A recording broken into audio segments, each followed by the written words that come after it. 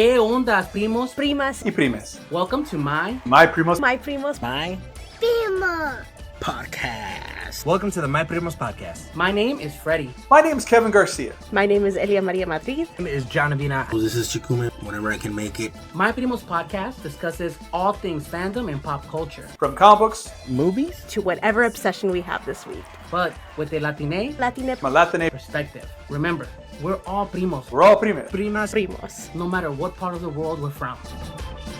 ¿Qué ondas, primos, primas, y primes? And welcome back to My Primos Podcast. I'm your primo, Fredie, and with me tonight is my primo and yours, Mr. Kevin Garcia.com. Say what's up, Kevin. What's up, Kevin? There it is, everybody. The voice you've been waiting, clamoring for a whole week. And with us tonight, Kevin, we have a very special guest, somebody that I had to nail down, grab him by the shirt, and say, please, please, please, because... When you're Eisner nominated, you have people waiting in line to talk to you. True.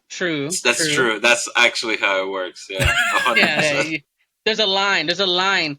Pero I want to introduce our guest. Kevin, I'll have you introduce because you're so good at introducing our guest. But I want to premise this with, this was number one on the list by Chikume, the producer in the wind and the rafters that kind of just watches over the show. Walter had a great conversation with our guest at, it was for BIPOC, I believe, year before last, I believe. And he just hit it off. Last year. It was last year's or this year's? You know what? No, it was this year. Time just blurs together. Time is not a real thing. It's a construct. Especially when you've had like one too many beers. Just don't remember. I think it was this year. It could have been last week. We don't know. But we are joined by a great artist, writer, Eisner nominated, like you said, Kevin Garcia, who is joining us tonight. Pablo Leon, welcome to the podcast. I know that you've done some autobiographical comics. You've done these things about more of these community comics, but you've also done Spider-Man. So, you're pretty much everywhere. A little bit, yeah. Pablo, tell us about who you are and what you do in comics. Yeah. So, first off, thank you for having me. I'm not that hard to nail down, as much as I wish I was. So yes, my name is Pablo Leon. I am an author, artist, director. I was Musician? an artist. No, I'm terrible. Answer? I don't have my hands are not big enough for it. But Not yet. Okay. not yet. No. I was the artist for the Miles Morales series at Marvel and Scholastic when they started doing these the series for superhero books for children, specifically aimed at children. So I worked on the series for that, and I was also Eisner nominated for a short story. It was called The Journey, which is about an unaccompanied child that was crossing from Central America through Mexico. This was early in the 2000s. And yeah, just now, this week, my graphic novel debut, I guess, as an author comes out. It's called Silenced Voices, which is about two sisters that survive a massacre during the Civil War in Guatemala, and we get to see the multi-generational fallout from that. And I also directed... sorry? I was just saying, generational trauma is a real thing. What about your... you directed? Yeah, and I was also the director of a short film called Remember Us, and that one is about the Salvadoran Civil War, which is where we kind of met about during this situation, because you guys are from, or at least Fredie, you're from El Salvador. Yeah, he's Salvadoran. I am of Mexican heritage, and you're Guatemalan. I feel like we're just representing the entire region, and I'm okay with that. There we go. All of it. All of it. Yeah. If we didn't mention your country, you are still included. Hey, no matter where you're from, we're all primos. Remember, I always say that at the end of the show because it's true. No matter where you're from, we're all primos. But, Pablo, let's talk about, let me kind of back up a little bit because, and I always have this chip on my shoulder. I mentioned it on this show and other times when we talked about it, where whenever you hear people say, I want to tell stories about my country, my heritage, where I'm from, whenever it's from Central America, it's always about MS-13, a dead priest, and pupusas. Like that's really all we're known for, you know. And oh no, I mean, estoy equivocado or no? I mean, isn't that what you get? No, yeah, 100%. Yeah, it's always like So you get like a really horrible thing or really nice coffee. yeah. Oh, you guys have great coffee from Guatemala, Yeah. but you also had dead children in the street. You know, like oh, okay, great. Like that's all we were known for, and I kin back to things like, and I bring this up for a reason, for two reasons. One, the story you're telling here is a story that's very, I would say, grounded, right? Because it is connected to a lot of the traumas and political events that did happen in Guatemala during that time. But it's not done in a way where it's Kevin, help me out here. I'm trying to akin to things like. Well, see, the thing is, this is a subject that people who are from outside the region don't think about anymore. Like at the time, they'd be like, "Oh yeah, there's civil war happening." But if I were to talk to younger people today that weren't alive when it was happening, they would literally not even be aware of it in the U.S. We other countries, we tend to have a very like centralized view of the world, and if it's not directly representing us, then we don't think about it. And I think what you're doing is not, it's not to use the term trauma porn. This is Thank literally you. showing Not gratuitous. Yeah, exactly. It's not gratuitous. You're showing Thank you. earnest families, like you said, that are affected by these things that need to be remembered, that need to be talked about. Yeah, no, that's 100% exactly. You could use that on the dust jacket. That's cool. You quote by Kevin Garcia. Because so here's the gist of it. What happened was, when I came to the United States, I, as a teen, people would ask like, what's it like growing up in Guatemala, and obviously it's a country that people struggle to pinpoint in the map. To make it easier for anyone listening, we're below Mexico. That's Right how there. it is. Can I just say, Ask whenever Chiapas we and keep going, whenever we say like people or the world or others, we mean white people. Yeah. Let's be blunt. Well, no, yeah, I would initially respond with this. It is like like Fredie said, it's a beautiful country. We have amazing landscapes. We have a shit ton of volcanoes. Too many The volcanoes. land of volcanoes, man. Great coffee. I'm super biased, and I maintain this, that I think we have the best tamales in Latin America, and this is a hill that I've dug it already. I am all in there. I am 12 not feet gonna lie. under this. I'm biased to the tamales that are like norteño, like North Mexican, but I've never met a tamale I didn't like. So, Hold on a second. The tamal. This is my issue with tamales, right? The Mexican tamales. They come at me at my Primos Productions.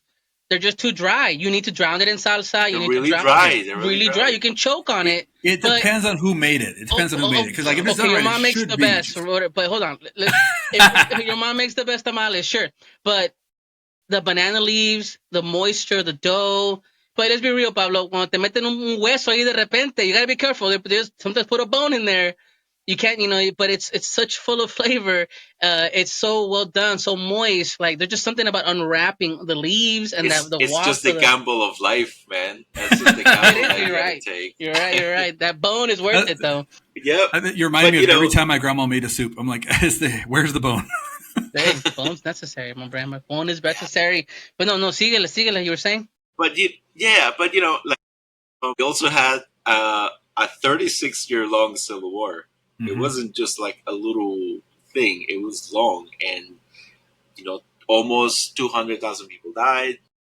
There's so many disappeared, and survivors were displaced. It's like numbers that are still being counted. In the 90s. Yeah. And there was just so many unresolved issues, and that was the response that we get. What do you mean? Like, what war? What are you talking about? So I think that's kind of where that idea of, okay, I need to make something of this. And as I grew up, and I learned more about not just my country, but like El Salvador, like more about Nicaragua, there was province of Honduras. I was like, okay, I don't think we're like Central America is not visible in any shape or form here. And I really did wanted to just like talk about these things. As I started putting this together, the initial idea was to talk about Central America as a whole, what I got as a response was from the initial pitches that I had was, this is like a history book. You can just pick up a history book. So Mm. it was a little disheartening, but I think it was good at the time because I focused on something else.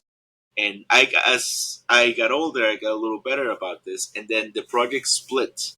So then Remember Us became its own project. Silent Voices became its own project. Like Salvador became something. Guatemala became one. So, and it was really good as well that this all happened also in the last couple of years as I got better about telling stories, but also my approach to things, because you're absolutely right that you don't want to glorify the violence. You don't want to shy away from the horrors of war. So it's like you really have to like have a really good handle on how to do it. I didn't want this to be edgy, although I'm not saying that there's no room for that. Those things absolutely can coexist, but it was about trying to find a good middle ground to this. Focus on what was important, not shy away from the problems, the violence. We do talk about it. It is present, but it's not in your face. You've worked with Scholastic for a while. Is this aimed at that younger audience that could pick this up without? Because, like you said, when people want to talk about war, often they can go over the top with it. It becomes all about like Tarantino or Spielberg or something. But like, if you're trying to connect with younger people, you're just looking at the pain itself and not necessarily the violence. Yeah, I think so. This is a YA. This is a YA story. Yeah. Although I do think that we push the YA boundaries pretty hard on this. Speaking of that comparison, there is a really great movie, depending on how you watch it. It's called Unicorn Wars, and it does talk about the horrors of war. It's about these little teddy bears that are having a war with unicorns, and it is extremely gory. This is an animated movie. Yeah, I've heard of it. I really want to watch it, actually. So, we have these two extremes. We have that, and then we have, say, I fall on the other side of things. Rather, because, this being a YA story, I wouldn't say this is for children, but I would say someone that's like 12 and up could pick it up. And adults as well, obviously. And adults, yeah. I think they will probably get something more out of it. Yeah, you said earlier that like the publishers were looking at it was too broad, it was too history, and you had to kind of reevaluate. And you said it was disheartening, but in doing so, you made it more personal, right? Because I feel like this is just more of like individual story, down to the fact that it's broken up into sections by individual people. Yeah. So originally it was about the story is about these two sisters that survive a massacre. And originally, that's what it was. That was it. It was the focus was on them. The backdrop was the war, the massacres. The '80s was like a really terrible time, so that was kind of the focus on that. I think as I move forward, once we started pitching, there was a story that other side that started developing was the multi-generational part. The children of the first, second, third generation children of migrants, and that was where there are parts of that from myself that I connected to these characters, but I grew up in Guatemala, so my feelings about the way that, say, parents or grandparents have handled these conversations, which a lot of times is a wall of silence. A lot of times they came like leaving, not maybe escaping the countries, or just not even completely affected by conflicts, but just like indirectly, like maybe there was no jobs because of these situations or something like that. So they leave these places that and they're really well meaning, that they want their children to grow up, have a better life, assimilate, and kind of just leave things behind. But that problem with that is like history has a really bad tendency of catching up with us, just very cyclical. And so a lot of times, many of these like first, second, third generation children, they do feel like that a part of them, a part of their history is not really like they're not a part of it. It feels like Yeah. it's something that's Disconnected. denied to them. Yes, very disconnected. So that's kind of the problems, especially when it comes to that situation where like you want them to assimilate. It's very well meaning, but now we've come to terms, and now it's like been kind of even proven that the whole thing with assimilation just doesn't work, because you're asking to strip yourself from It's almost like this erasure if cultural you look at root. it that way. Yeah, Assimilation, It's removing erasure is like identity. they're yeah. literally they're writing that line, and you're kind of just grinding away at what it is. My family, and like for example, my son, he would technically be a second generation. My mother and father, they fled during the war, uh, and when I look back at it, my mother, and I'm sure you echo this, Pablo, like refuses to really have those conversations for a very long time. When I would try to bring these up, my grandmother, which was there obviously doing the same thing, dealing with things a lot more, because we forget. We tend to, and I guess I'm just kind of opening myself up. We tend to forget that our generations are impacted by this. We had Mhm. great great grandparents that are running around that were doing their thing there when this happened, not just our parents. So our parents were the connect direct line to us, for example, the generation here that were able to come over in our age range. But we had our grandparents and great grandparents that were there. They were the adults dealing with this, against the young adults and the teens and the students trying to get through this process. And why I say that is that my grandmother was the one that was more willing to tell me these things, explain to me what happened, have those conversations with me about it, because the trauma hit my mother a different way. Everybody deals with things differently, and so how you define it through each of these chapters in your book, which we're talking about her Silenced Voices. Um, the book itself kind of almost like it's symbolically compartmentalizes it as well, the way as somebody would, in their head. We have each individual story for the family members and how they're connecting to the world with each other, and block by block you get a real sense of this pain, and how Kevin said earlier, that generational trauma that is transferred. Even when we meet one of the earlier characters, they're almost oblivious to what's going on or what has happened. Mhm. So I mean, what has the response been from that generation for you? Because I can understand our age range, right? People that kind of embrace it and kind of look for it. But what has that generation, our abuelas, our parents, have they embraced the book? Have they come at you in a different way?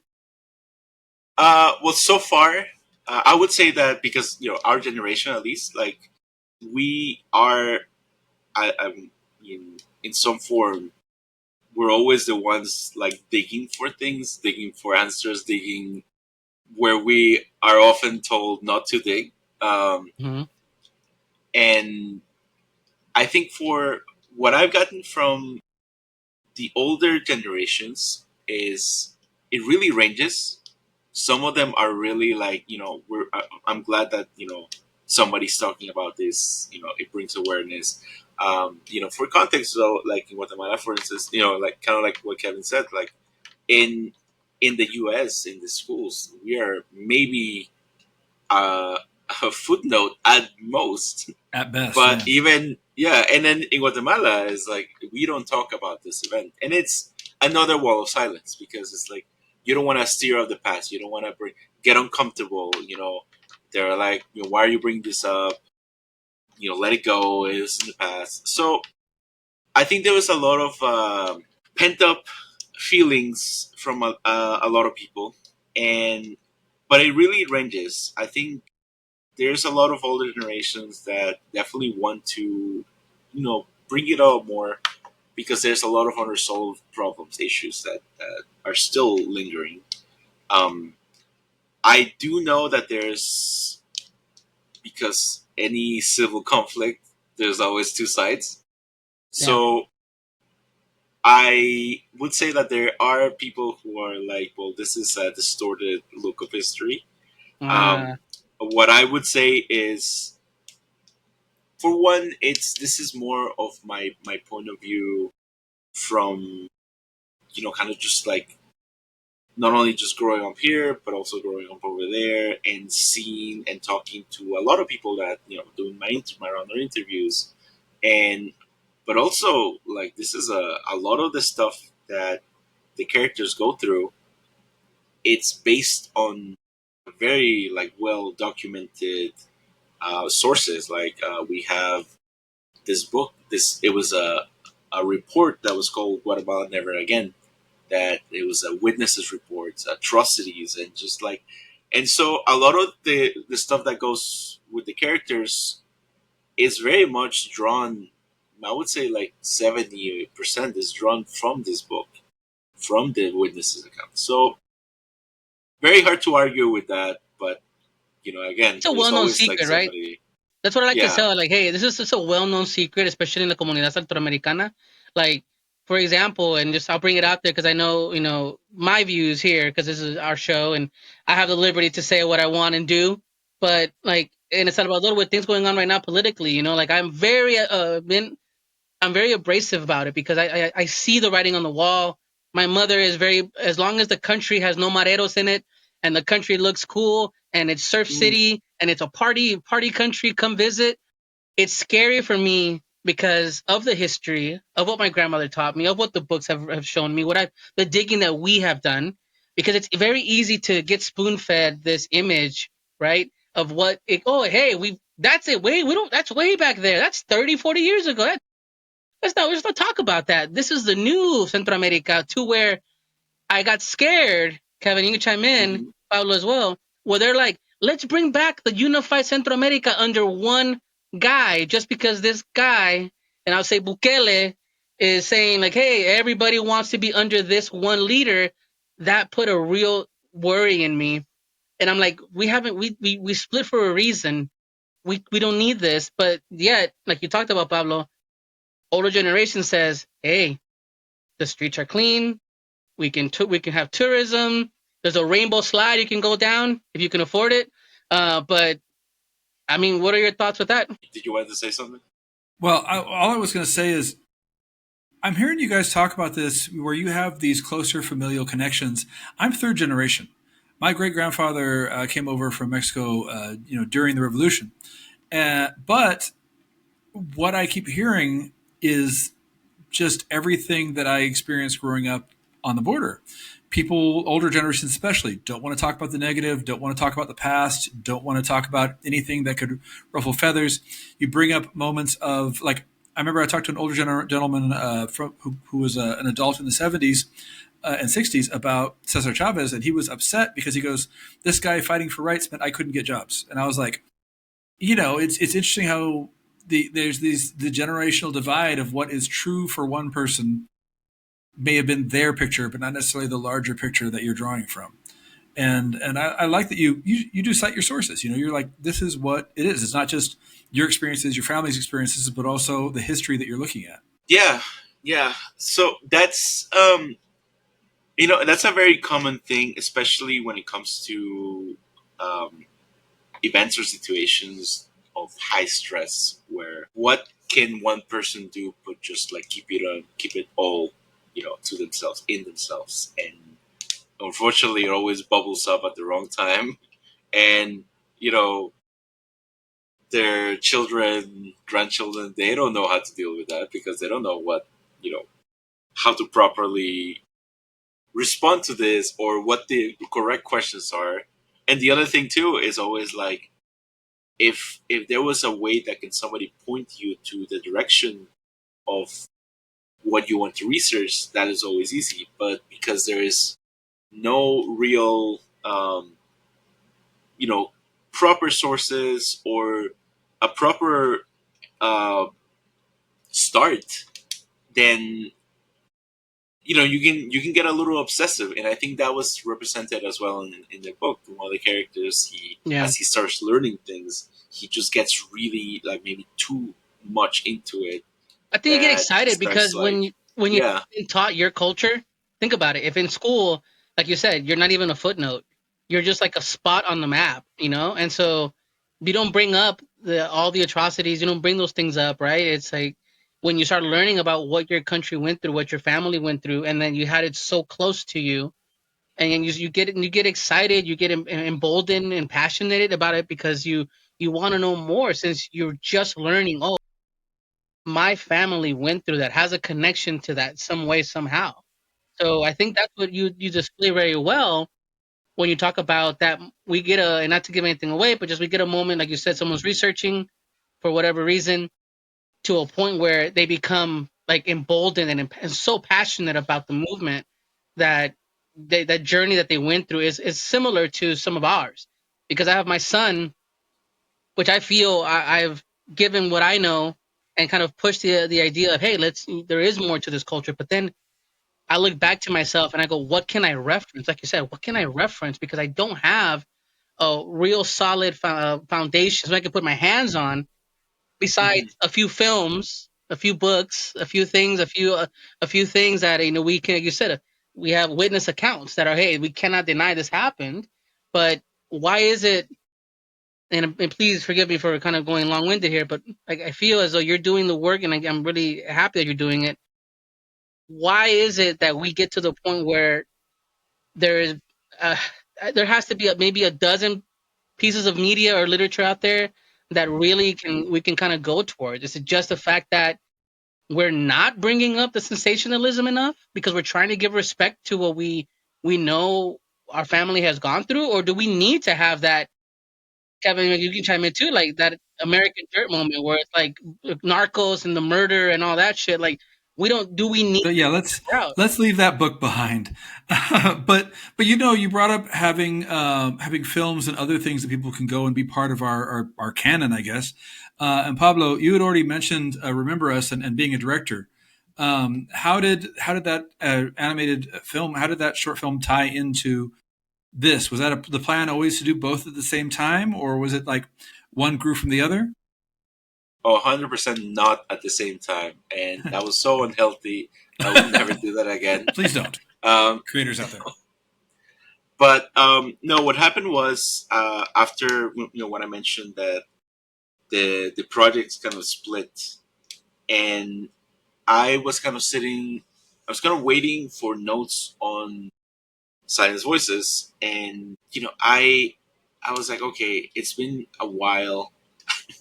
I actually thought that they had like canceled the book, and I was like, oh, okay, well, that's that. And I started working on Silent Voices, and eventually they did come back to me.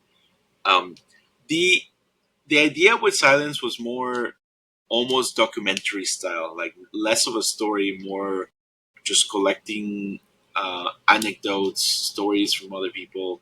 And there is a thread in there because it is about, it's three stories of three people that survived during the war in El Salvador. And the thread is this journalist that they're talking to him about. And it's also there's several, kind of layers. And it's also about, to some degrees, the violence against the women, because who is targeted the most during these conflicts but women, and also the kind of like almost close eradication of this indigenous language, the Nahuatl. Um, and so we had all these things, and the point of the film is remember that this happened, so we don't repeat this history again.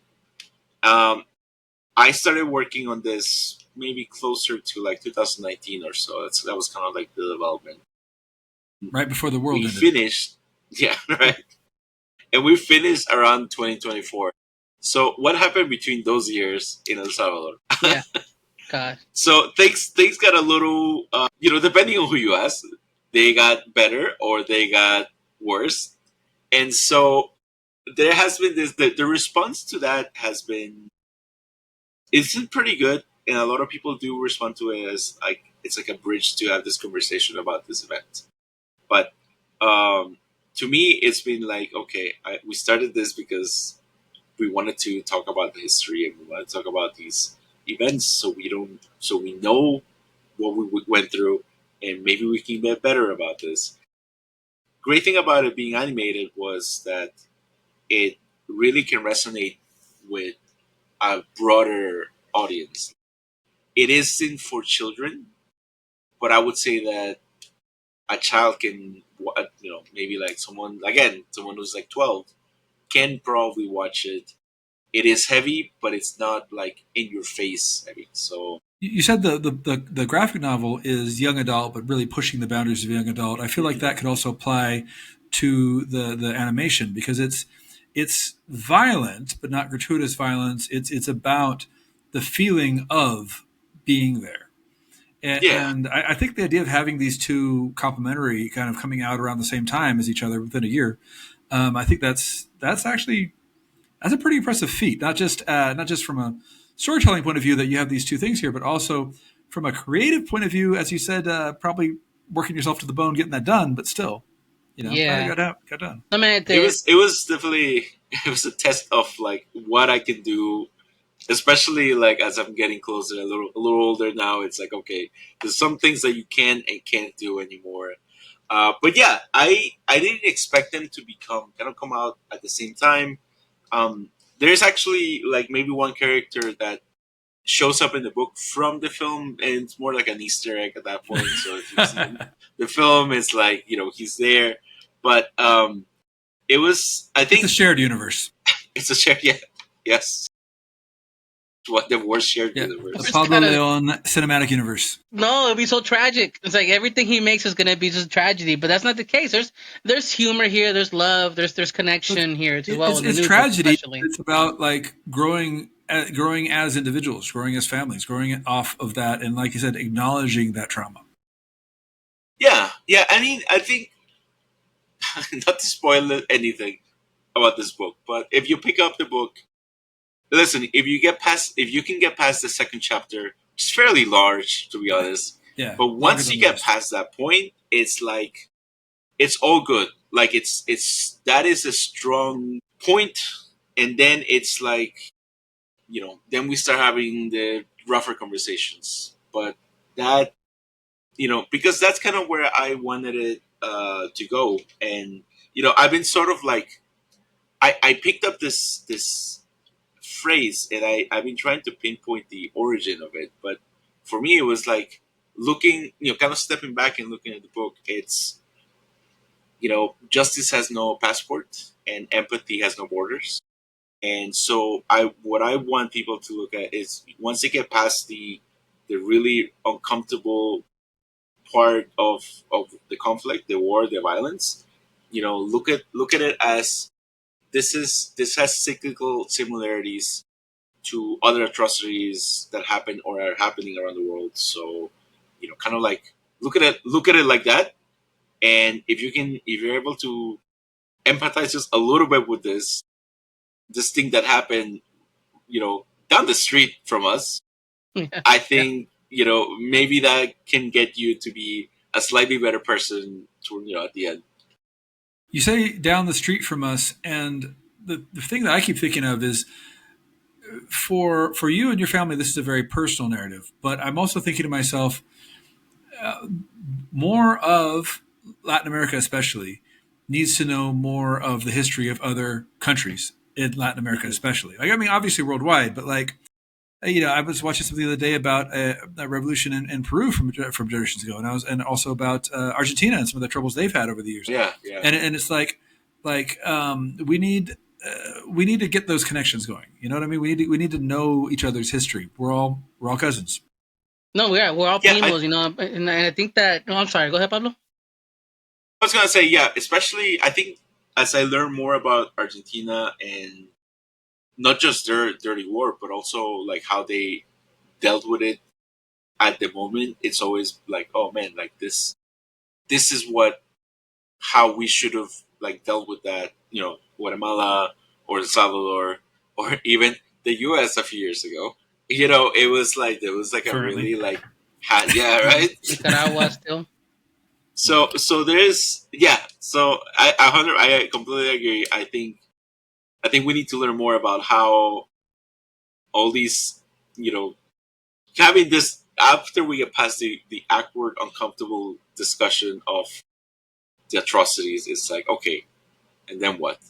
because I think it's also important to, with Silenced Voices, and remember us, like, it's good to talk about the problem being the conflict, being this, but it's also good to talk about who created the problem, which, in the case for a lot of us in a lot of our countries is, yes, our government, but also we have a really, really large character that played a very big role in a lot of things, which is the United States.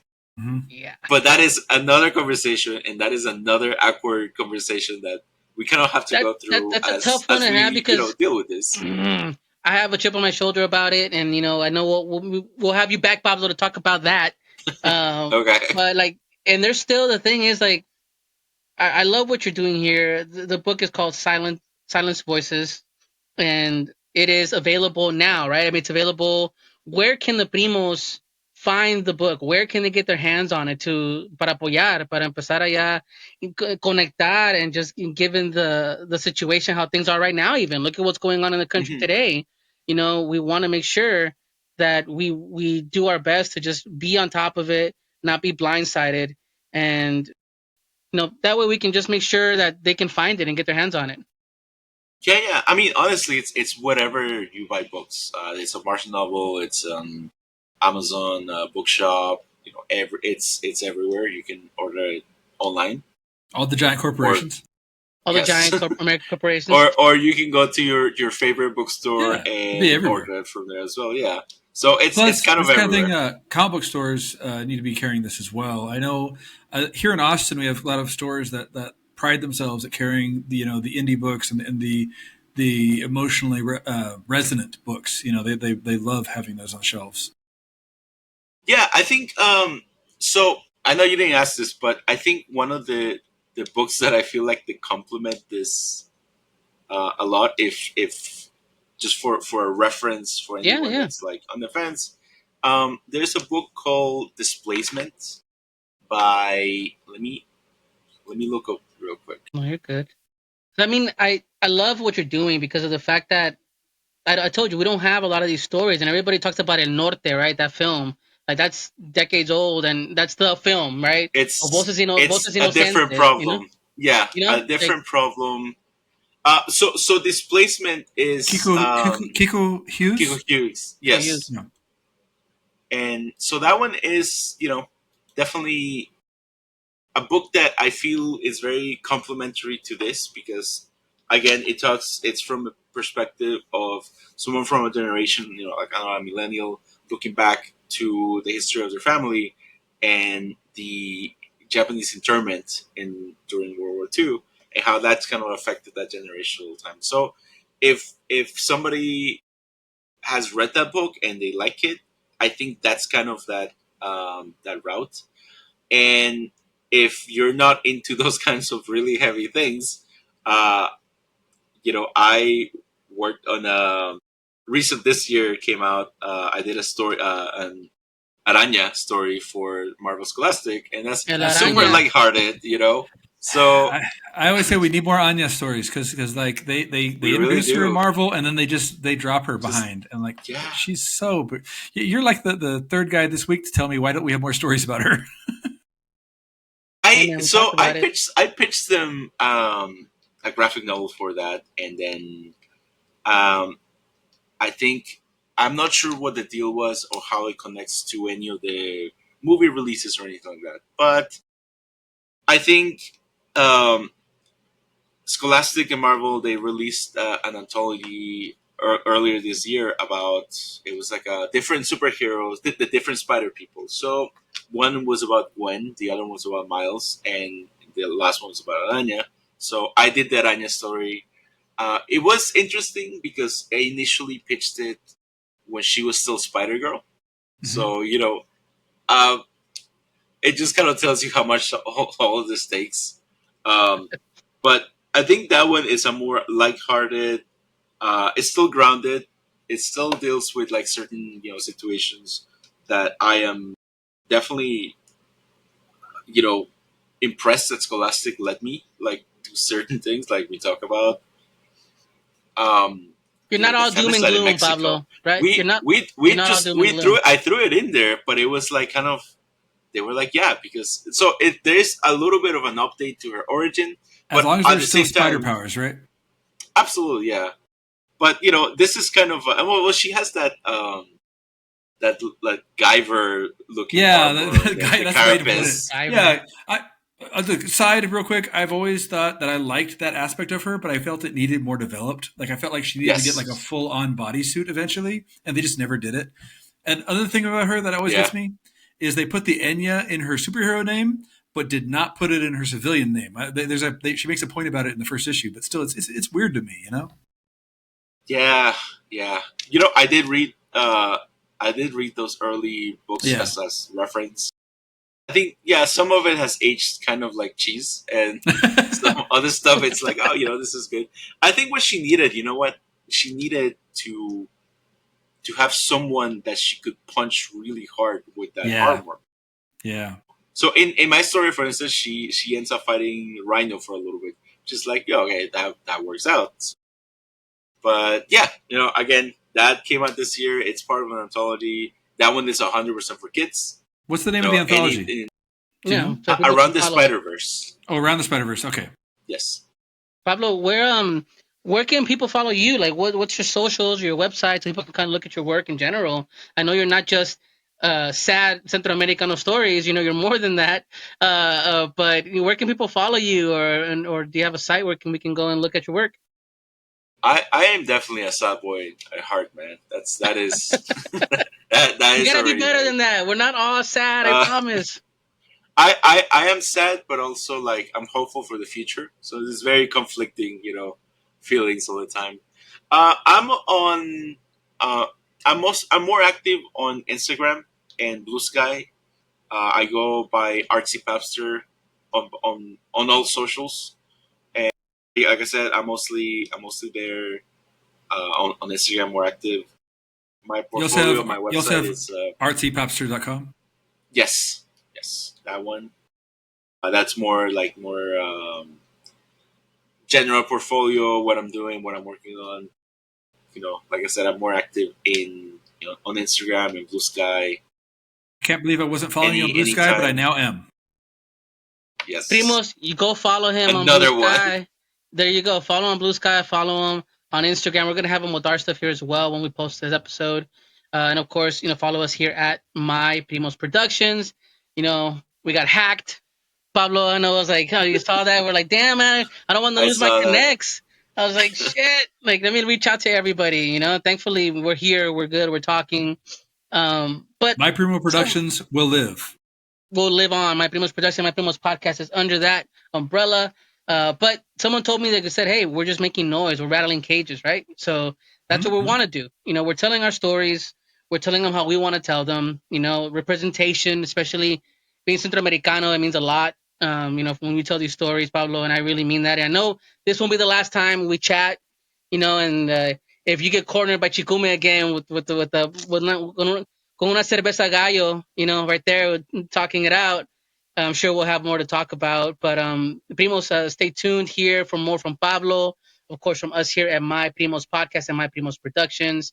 I want to just thank Pablo for being on the show, and Kevin Garcia, as always, you're a hero amongst the Primos. Everybody, go check out at Kevin Garcia_com. I exist. You exist. You exist. You're a hero, man. Everyone tells me that, like, man, how'd you get Kevin Garcia? I'm like, Can I I just didn't say choose something him. funny? He chose me.